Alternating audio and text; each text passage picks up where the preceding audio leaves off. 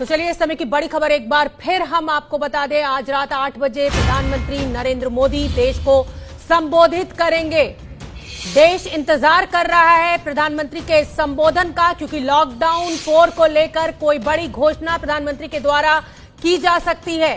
17 मई को लॉकडाउन 3 खत्म हो रहा है। हालांकि लॉकडाउन 3 जब बढ़ाया गया था उस समय प्रधानमंत्री नहीं आए थे संबोधन के लिए, लेकिन आज क्योंकि 17 मई को लॉकडाउन खत्म होना है, आज 12 मई है, तो 5 दिन बाद प्रधानमंत्री को यह पता है कि लॉकडाउन खत्म हो रहा है। तो देश क्या सुनना चाहता है, देश को इंतजार प्रधानमंत्री के संबोधन का। मेरे वरिष्ठ सहयोगी दिबांग भी मुझसे जुड़ गए हैं ज्यादा जानकारी लिए हुए।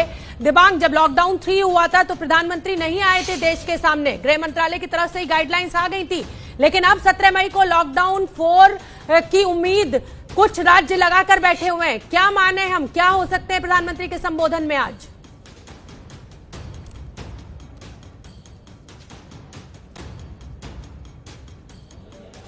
मुझे एक चीज और आज भी दिखाई देती है, जो हो सकता है प्रधानमंत्री उसके बारे में भी कहें कि 12 मई है। 12 मई 1820 यानी आज से 200 साल पहले फ्लोरेंस नाइटिंगेल का जन्मदिन था, और आज इंटरनेशनल नर्सिंग डे है, और WHO ने 2020 को ईयर ऑफ द नर्स घोषित किया हुआ है। जिस तरीके से नर्सेस ने काम किया है, कोरोना के फ्रंटलाइन वॉरियर्स ने काम किया है, जिस तरीके से कल ही गृह मंत्रालय ने उनकी आवाजाही जो मुश्किल हो रही थी उस बारे में एक चिट्ठी लिखी है, मेरे ख्याल से उस बारे में वो एक बड़ा उल्लेख कर सकते हैं। और दूसरी बात जो बहुत महत्वपूर्ण आज के दिन हो रही है वो ये है कि भाई ट्रेनें दोबारा शुरू हुई हैं, और प्रधानमंत्री कह चुके हैं कि बड़ा स्वाभाविक है किसी के लिए भी अपने घर को जाना, तो वो घर को जाने का एक मार्ग है वो खुल गया है, एक बहुत बड़ा मार्ग खुल गया है। ज्यादातर लोग ट्रेनों से सफर करते हैं, तो मेरे ख्याल से उस बारे में भी उल्लेख हो सकता है। बहुत इंतजार है, अगर वो हो जाए तो बहुत ही बड़ी बात होगी कि कोई आर्थिक पैकेज की घोषणा कर सकते हैं प्रधानमंत्री। मुझे लगता है उसमें, और वो बातचीत कर रहे हैं अभी, समय मुझे लगता है उसमें लगेगा। पर ये जो 2-3 बातें हैं, एक तो लोगों ने जिस तरह से अनुशासन जिस तरह से जा रहे हैं उसमें, जिस तरह से रेलगाड़ी खुली और ये नर्सेस, मुझे लगता है शोभना हम लोग कयास लगा रहे हैं, अंत तो पता नहीं हमको क्या कहना है। बिल्कुल सही बात है, और हर बार एक सरप्राइज फैक्टर जरूर होता है प्रधानमंत्री के संबोधन में, और ये देश भी बहुत अच्छी तरह जानता है। नीरज पांडे भी मुझे दिखाई दे रहे हैं, नीरज पांडे का मैं रुख कर लेती हूँ। नीरज पांडे, कल प्रधानमंत्री की बैठक को आपने कवर किया था, लगभग 6.25 घंटे चली थी। हम ये मानकर चल रहे थे कि 16 मई को करीब प्रधानमंत्री आएंगे राज्यों से फीडबैक के बाद, लेकिन आज ही आ रहे हैं देश को संबोधित करने के लिए, क्या कह सकते हैं? जी बिल्कुल शोभना, मैंने कल ही बताया था, और जब लाइव दे रहा था तो उस समय भी मैंने ये कहा था कि आज की बैठक के बारे में तो जरूर थोड़ी देर में रिलीज आएगी, लेकिन क्या कुछ रोड मैप रहने वाला अगले 1 दिन के बाद ये प्रधानमंत्री कार्यालय से कोई बड़ा गाइडलाइन या बड़ी सूचना आ सकती है, वो सामने आ गई है। और रात 8 बजे आज प्रधानमंत्री नरेंद्र मोदी देश को संबोधित करने जा रहे हैं। देखिए, अब तक की जो उनकी गतिविधियां रही हैं, जो बातचीत हुई है मुख्यमंत्रियों के साथ, जो चर्चा हुई, उन्होंने 15 तारीख तक का ब्लूप्रिंट मांगा है कि सभी राज्य अपना ब्लूप्रिंट प्रधानमंत्री कार्यालय को दे दें। लेकिन प्रधानमंत्री आज ही रात में 8 बजे आकर सामने सबको संबोधित करने जा रहे हैं, तो इससे साफ हो गया है कि प्रधानमंत्री के मन में इस देश के तमाम उन लोगों के लिए कुछ है जो वो कहना चाहते हैं, खासकर ग्रामीण भारत के लिए। जैसे पंकज झा जी ने भी इस बात का जिक्र किया, ग्रामीण भारत को लेकर वो बहुत ज्यादा सेंसिटिव हैं, और उन्होंने कल की बैठक में भी इस बात का जिक्र किया कि गांव में कोरोना ना पहुंच सके, अपनी दस्तक ना दे सके ग्रामीण भारत में, अदरवाइज वो स्थिति और भयानक होगी। यही एक कारण है कि वो चाहते हैं कि जो शहरी इलाके हैं, जहां पे हॉट स्पॉट कंटेनमेंट जोन है, उनको छोड़ के जो ग्रीन जोन और ऑरेंज जोन है, वहां इकोनॉमिकल एक्टिविटी और इंडस्ट्रियल एक्टिविटी को बढ़ावा मिले, ताकि जो मजदूर या जो श्रमिक, जो कामगार जहां पे है वो अपने काम में बिजी हो जाए। लेकिन उस समय भी ये ध्यान देना है कि सोशल डिस्टेंसिंग और उनकी सेहत का पूरा ख्याल रखना है, यानी कि जो प्रिकॉशंस लेने हैं, मुंह में मास्क, 2.5 गज की दूरी, और हर समय सैनिटाइज करते रहना, ये सारी चीजें जरूरी हैं।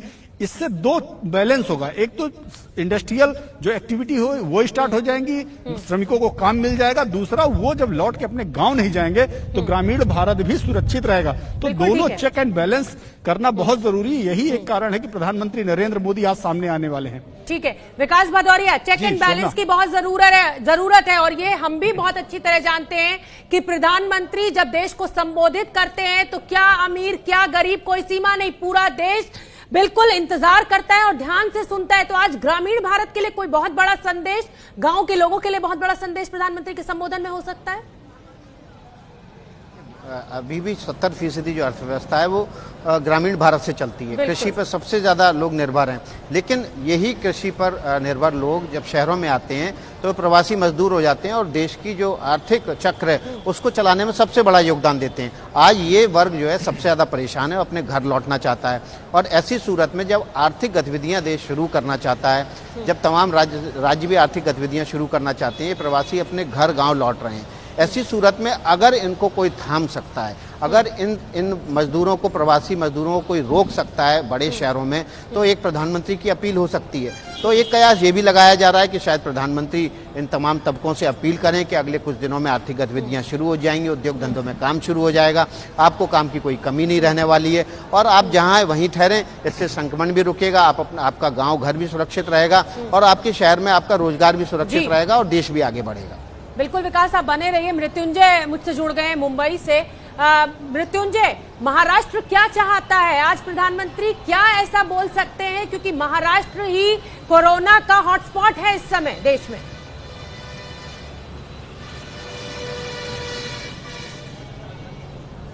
देखिए शुभना, निश्चित तौर पर प्रधानमंत्री जो जिन दो बातों का जिक्र करेंगे कहीं न कहीं वो केंद्र महाराष्ट्र रहने वाला है। दो बातें, एक तो कोरोना का संक्रमण और दूसरा मजदूरों का पलायन। ये दो महत्वपूर्ण मुद्दे हो सकते हैं प्रधानमंत्री के संबोधन में और ये दोनों ही मुद्दे महाराष्ट्र के लिए, विशेष तौर पर मुंबई के लिए बहुत ज्यादा जरूरी है। प्रधानमंत्री का संबोधन मुंबई के लिए बहुत ज्यादा जरूरी है।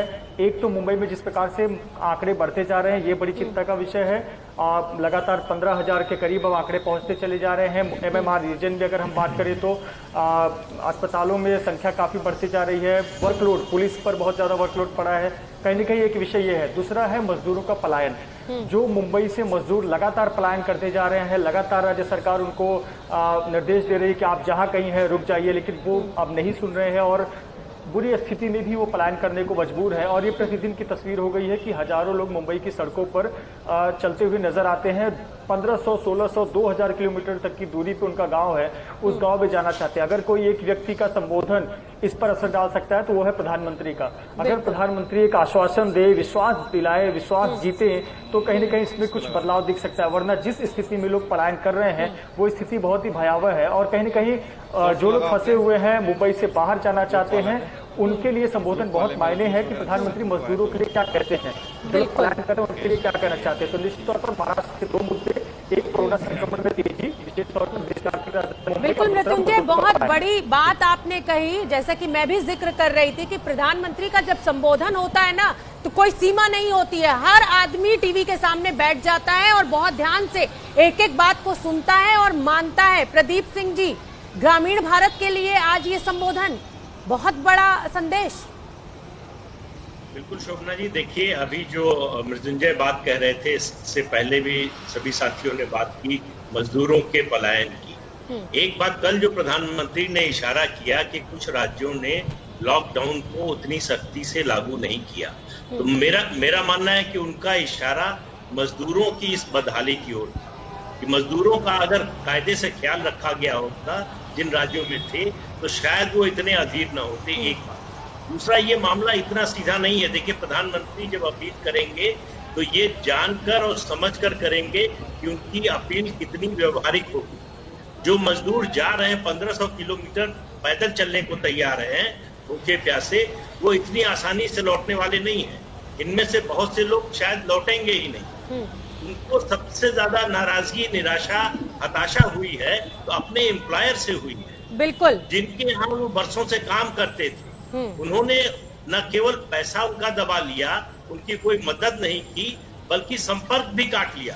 ये उनका जो दर्द बिल्कुल, है, मतलब बहुत इतनी आसानी से और इतनी जल्दी नहीं जाने वाला है। बिल्कुल प्रदीप जी, इस समय मैं अपने दर्शकों को 4 तारीख दिखा रही हूँ, जब जनता कर्फ्यू का ऐलान प्रधानमंत्री के द्वारा किया गया। 19 मार्च, फिर 24 मार्च को लॉकडाउन 1, उसके बाद 3 अप्रैल को एक बार फिर प्रधानमंत्री ने जनता को संबोधित किया, 14 अप्रैल को फिर। तो आप ये भी समझिए कि जो कोरोना काल है, जो कोरोना संकट है, मानवता के लिए इस समय जो सबसे बड़ी चिंता है, उसको लेकर लगातार देश के प्रधानमंत्री जनता के साथ सीधा संवाद स्थापित कर रहे हैं, सीधा संदेश देने की कोशिश कर रहे हैं। कई बार वो प्यार से समझाने की भी कोशिश करते हैं। पंकज झा, जैसे कि प्रदीप जी भी कह रहे हैं और तमाम सहयोगियों को आप सुन रहे हैं, उद्योगपतियों के साथ जो विश्वास की डोर इन मजदूरों की कमजोर हो गई है, उसको स्थापित करने के लिए आज प्रधानमंत्री जरूर कुछ ना कुछ संदेश उद्योगपतियों को भी दे सकते हैं और मजदूरों को भी। जी हाँ, बिल्कुल, ये बैलेंस की बात है। आपको याद होगा जब प्रधानमंत्री ने कहा था कि आपके घर में अगर कोई मेड है, कोई ड्राइवर है, कोई सिक्योरिटी गार्ड है, तो आप इस दौरान उनकी तनख्वाह देते रहें। इस मिडिल क्लास समुदाय ने, जिस पर इतने टैक्स का बोझ है, उसने इन सबकी सुनी, सबको तनख्वाह दे रहा है। तो जिस फैक्ट्रियों में या जिस प्रोजेक्ट में ये मजदूर थे और वहाँ काम कर रहे थे, तो उनको भी इनका ख्याल रखना चाहिए था। लेकिन संख्या बहुत है, शिकायतें करने का वक्त अभी नहीं है। आप देख रहे हैं कई राज्यों ने ऑलरेडी लेबर रिफॉर्म कर दिए ताकि फैक्ट्रियां खुलें, मजदूरों को काम मिले। लेकिन मैं सभी साथी जो कह रहे हैं एक बात पर सहमत हैं कि अभी सबसे बड़ी समस्या ये है कि मजदूर जिस तरीके से अपने घर जाने की जिद पर अड़े हैं, मुझे लगता है कि प्रधानमंत्री अगर कुछ कहेंगे तो शायद उनकी बात का असर होगा। मुझे लगता है प्रधानमंत्री इस बात को समझते भी हैं। कल उन्होंने इशारों में ये बात कही है जब उन्होंने ग्रामीण भारत की बात कही है।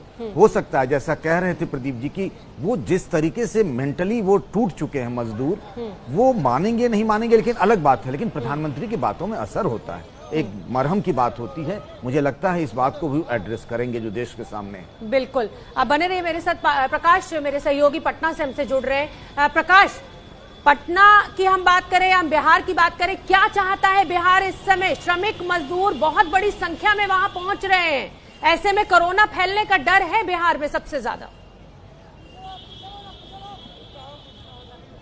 बिल्कुल, यही वो जगह है जहां पर कि ये बहस की शुरुआत हुई थी कि आखिर नीतीश कुमार ने जो कहा था कि लॉकडाउन मतलब लॉकडाउन, कहीं किसी को आने जाने नहीं देना चाहिए, तो उनकी जो आशंका थी, उन्होंने जो जाहिर की थी चिंता, वो सही साबित हो रहा है। तो जाहिर है कि यहाँ पर और ज्यादा चिंता है, क्योंकि जब देश में बाकी जगहों पर कोरोना फैल रहा था, यहाँ पर बहुत कम केसेज आए थे, लेकिन अप्रवासी बिहारियों के आने की वजह से लगातार केस बढ़ता जा रहा है, जिसको लेकर के कल जो वीडियो कॉन्फ्रेंसिंग में प्रधानमंत्री के साथ बातचीत हुई थी, उन्होंने अपनी बातें भी बताई थी और ये भी कहा था कि इस महीने के अंत तक, यानी 31 मई तक ये लॉकडाउन बढ़ाया जाए। लेकिन इसके बावजूद जो कामकाज हैं, जो रोजगार हैं, जितने भी फैक्ट्री है, जो शोरूम है, बाकी जो छोटे मोटे कारोबारी है, उनके काम को भी धीरे धीरे शुरू किया जाए। और इनका यह भी मानना है कि अगले 7 दिनों के अंदर में जितने लोग भी आना चाहते हैं बिहार, जो इच्छुक लोग हैं, वो आ जाएं और सेटल कर जाएं, उन्हें क्वारंटीन में रखा जाए और उसके बाद से उनको घर भेजा जाए, उनके सारे लोगों की स्क्रीनिंग हो जाए। तो एक तरफ उनकी चुनौती है, जो लोग बाहर से प्रवासी आ रहे हैं उनकी देखरेख करना, उनके कोरोना की टेस्टिंग कराना, और अगर किसी को किसी तरह से पाया जाता है तो उनको हॉस्पिटलाइज कराना। और दूसरी तरफ ये भी है कि जो आर्थिक स्थिति जो खराब हो रही है बिहार में, जो लोग काम नहीं कर पा रहे हैं, जिससे उन्हें पैसे की कमी हो रही है, उनको भी धीरे धीरे पटरी पर लाना। तो ट्रेन तो शुरू हो रही है, लेकिन जिंदगी अब तक पटरी पर लौटी नहीं है, अब उसे शुरू करने की भी एक चाहत है और ये चुनौती है। तो जाहिर है कि दोनों तरफ से एक तरह से कहा जाए कि दोनों तरफ चुनौती मिल रही है, इसका सामना कैसे करें। और सबसे बड़ी चुनौती बिहार के सामने है कि जो अप्रवासी बिहारी वापस आ रहे हैं, उनको एक एक को स्क्रीनिंग करना, उनको क्वारंटाइन कराना और फिर अपने गांव भेजना, ये बड़ी मुश्किल है, ये बड़ी चुनौती है। बिल्कुल। पिंकी राजपुरोहित बेंगलुरु से मेरे साथ जुड़ गई हैं। पिंकी, कर्नाटक क्या चाहता है, क्या उनकी उम्मीद देश के प्रधानमंत्री से आज के संबोधन में? देखिए, आज हर कोई ये जानना चाहता है कि आखिर प्रधानमंत्री नरेंद्र मोदी जो है अपने संबोधन में क्या कहेंगे। लेकिन जिस तरह से कर्नाटका की अगर बात करें तो खुद मुख्यमंत्री भी कल जब प्रधानमंत्री से बात कर रहे थे तो कहीं ना कहीं रिलैक्सेशन को लेकर जो बात हो रही है, क्योंकि आईटी सेक्टर है, ऐसे में क्या किसी तरह का रिलैक्सेशन जो है वो प्रधानमंत्री नरेंद्र मोदी देंगे, ये एक बहुत बड़ा सवाल है लगातार, क्योंकि लॉकडाउन चल रहा है। लेकिन वहीं बेंगलुरु की बात करें तो रेड जोन सिटी है, इसके बावजूद जिस तरह से रिलैक्सेशन जो है वो राज्य सरकार की ओर से दिया गया है, ऐसे में क्या किसी तरह के रेस्ट्रिक्शंस फिर एक बार लगेंगे, क्योंकि कई ऐसे शहर है जहां पर जिस तरह से लगातार मामले बढ़ रहे हैं, इस रिलैक्सेशन के कारण जो है कई ऐसे लोग भी है जो बिना किसी काम के बाहर आ रहे हैं। तो ऐसे में अब देखना होगा कि जिस तरह से, क्योंकि केस लगातार बढ़ रहे हैं, ऐसे में प्रधानमंत्री नरेंद्र मोदी जो है आज देश की जनता से क्या कुछ कहते हैं, और ये भी देखना होगा कि क्या रेस्ट्रिक्शंस जो है वो और ज्यादा बढ़ाए जाएंगे या किसी तरह से रिलैक्सेशन जो है वो दिया जाएगा। जी रूबिका।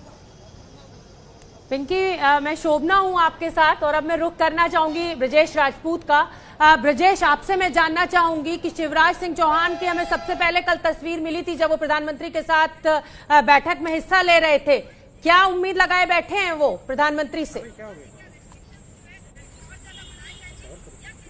देखिए, शिवराज सिंह चौहान ने कल भी प्रधानमंत्री से सबसे बाद में उनका जो नंबर आया था तो उसमें उन्होंने विस्तार से यही बात कही थी कि मध्य प्रदेश में अब धीरे धीरे गतिविधियां शुरू हो रही हैं। हालांकि संख्या संक्रमितों की ज्यादा बढ़ती जा रही है, तकरीबन 4000 कुछ होने वाली है, मगर सरकार का फोकस है कि गतिविधियां, आर्थिक गतिविधियां, किसान की गतिविधियां, ये सब शुरू होनी चाहिए। इसके लिए पूरी कोशिश होनी चाहिए, जिसके लिए उन्होंने कहा था कि रेड जोन के कंटेनमेंट एरिया को छोड़ के अलावा जो सारे ऑरेंज जोन है या ग्रीन जोन है वहां पे गतिविधियां शुरू करनी चाहिए। किसानों की जो खरीदी हो रही गेहूं की उसमें गति आनी चाहिए, जो मनरेगा के काम है वो शुरू होने चाहिए, निर्माण के कार्य है शुरू होने चाहिए, जो आर्थिक गतिविधियां, छोटे छोटे उद्योग धंधे हैं वो शुरू होने चाहिए। मगर अभी सरकार के सामने सबसे बड़ी चुनौती है उन प्रवासी मजदूरों की जो मध्य प्रदेश से बाईपास होकर जा रहे हैं। अधिकतर जो मजदूर हैं वो महाराष्ट्र से आ रहे हैं और महाराष्ट्र से पूरे मध्य प्रदेश से गुजरते हुए उत्तर प्रदेश जा रहे हैं। तो इन मजदूरों को रोज लाना, ले जाना, उनकी साथ संभाल और इनकी देखभाल करना, इनकी सहूलियतें देना सरकार की बड़ी टास्क है। अभी थोड़ी देर पहले ही बड़वानी में एक हंगामा हुआ था जब बहुत बड़ी तादाद में महाराष्ट्र सीमा पर, महाराष्ट्र मध्य प्रदेश सीमा पर मजदूर इकट्ठे हो गए थे।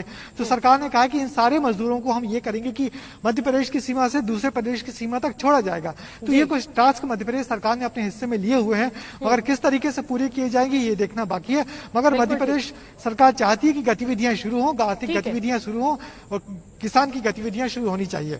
बिल्कुल। दिबांग मेरे साथ लगातार बने हुए हैं। दिबांग, जब हमने पहले प्रधानमंत्री नरेंद्र मोदी को सुना तो 4 बार वो देश के सामने आ चुके हैं, और वही मेरी बात फिर मैं आप दोहराना चाहूंगी कि जिस तरह वो संवाद बनाते हैं देश की जनता के साथ, वो देश को समझ में आता है, मिजाज वो समझती है कि प्रधानमंत्री क्या कहना चाह रहे हैं। 19 मार्च को जनता कर्फ्यू का जब ऐलान किया गया तो पूरे देश में कर्फ्यू देखने को मिला और कोई घर से बाहर नहीं निकला। उसके बाद 21 दिन के लॉकडाउन की घोषणा, उसको भी जनता ने बहुत ईमानदारी के साथ माना। हालांकि जो श्रमिक थे, जो दिहाड़ी मजदूर थे, वो जरूर सड़कों पे उतरे, लेकिन वो प्रधानमंत्री की बात को उन्होंने काफी दिनों तक रखा उस मान को, पर जब खाना खत्म हो गया तो वो निकले। और आज देश को यही उम्मीद कि आज जब प्रधानमंत्री एक बार फिर अपना संवाद बनाएंगे देश की जनता के साथ, तो देश की जनता उसको सुनेगी भी और मानेगी भी। अब तक 4 बार प्रधानमंत्री इस कोरोना काल में मानवता के लिए जो सबसे बड़ा संकट देश के सामने आ चुके हैं और देश से अपनी बात कह चुके हैं। दिबांग, मैं आपका रुख कर लेती हूं। प्रधानमंत्री ने जब 21 दिन के लॉकडाउन की घोषणा की थी, उसके बाद दोबारा भी आए थे, तो उनका कहना एक ही था कि जहां है वहीं रहे। लेकिन अब तस्वीर कुछ बदल चुकी है। अब श्रमिक ट्रेन चलानी पड़ी है सरकार को, क्योंकि जो श्रमिक तबका था वो एकदम, जिसे कहा जाए कि इम्पेशेंट हो गया था। आज हम क्या उम्मीद लगाएं इन श्रमिकों के लिए? जी हाँ, बिल्कुल आप सही कह रही हैं शुभना। और देखिए, जब भी इस तरह का आपातकाल होता है तो लोग घर जाना चाहते हैं। इस तरह का ये बात प्रधानमंत्री कह चुके हैं। हालांकि पहले जरूर उन्होंने कहा जैसा आप बता रही हैं कि भाई जो जहां है वहीं रहे, तो ये घर लौटने वाली बात है। देखिए, अगर आप प्रधानमंत्री के टेबल पर बैठे हों तो उनके लिए इस समय बहुत बड़ी एक तरीके से दुविधा है। एक तरफ उनको देश को दोबारा खोलना है, इकोनॉमी को, अर्थव्यवस्था को दोबारा गति देनी है, क्योंकि अर्थव्यवस्था अगर इसी हालत में रही तो बहुत ज्यादा मुश्किलें आगे होने वाली है। और दुनिया भर में इस तरह के जितने भी जो प्रधानमंत्री हैं, राष्ट्रपति हैं, इस तरह की समस्याओं से जूझ रहे हैं। तो एक बात तो ये है कि आपको गति देनी है। दूसरा, WHO कह चुका है, EU ने भी अपने सदस्य देशों से कहा है, सभी 27 देशों से, कि भाई आप लॉकडाउन खोलेंगे तो तभी लॉकडाउन खोलिए जब आपका आंकड़ा घट रहा हो आपके अस्पतालों में बेड्स हों, क्योंकि जैसे ही आंकड़ा खुलेगा नंबर उछलेंगे। नंबर जब उछलेंगे तो एक बार फिर से पैनिक मचेगा, एक बार फिर से अस्पतालों में जगह नहीं मिलेगी। तो आप किस तरीके से एक समन्वय बनाएं, ये एक बहुत बड़ी समस्या है। सभी जो भी जितने भी आज राष्ट्रीय अध्यक्ष हैं उनके लिए, जितने भी लोग यहाँ आज रूल कर रहे हैं उनके लिए, इसमें आपको किस तरह से लोगों को साथ लेना है, क्योंकि जो भी आप फैसला करेंगे उसमें जब तक आप लोगों को साथ नहीं लेंगे आप सफल नहीं हो पाएंगे। लोगों को साथ लेना है, लोगों से बात ऐसी करनी है कि लोग आपकी बात पर विश्वास करें, लोगों के विश्वास को जीतते हुए आपको कदम बने हैं। इसमें प्रधानमंत्री नरेंद्र मोदी के लिए ये एक बड़ी चुनौती है। इसलिए मेरे ख्याल से वो एक मरहम लगाने का भी काम करेंगे। एक जिस तरह का आज का दिन है, मजदूरों की जिस तरह की बात हो रही है, आप ये देखिए कि 5 मई तक 338 मजदूर एक शहर से दूसरे शहर जाते हुए भूख से, एक्सीडेंट से, बीमारी से मर चुके हैं। तो एक बहुत बड़ी समस्या है। ये हजारों लाखों मजदूर अपने गांवों में पहुंचे हुए हैं, अपने छोटे कस्बों शहरों में पहुंचे हुए हैं, वहाँ कुछ क्वारंटाइन में है, कुछ ऐसी परिवारों के साथ हैं।